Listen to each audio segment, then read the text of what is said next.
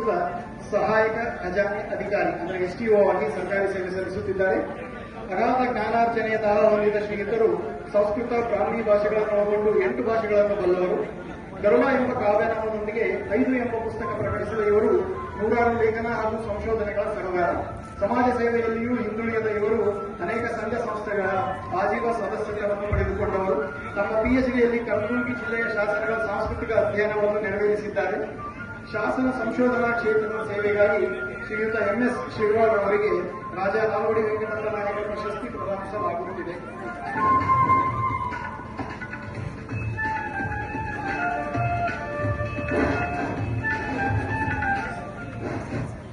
Hello, Shri Mahipal Reddy ಮುನ್ನೂರ್ ಖ್ಯಾತ ಸಾಹಿತಿ ಗಜಲ್ಕಾರರು ಸೇಡಂರವರಿಗೆ ಈ ವೇದಿಕೆ ಮೇಲೆ ರಾಜ ನಾಲ್ವಡಿ ವೆಂಕಟಪ್ಪ ನಾಯಕರವರ ಪ್ರಶಸ್ತಿ ಸ್ವೀಕರಿಸಲು ಆಹ್ವಾನಿಸುತ್ತೇನೆ.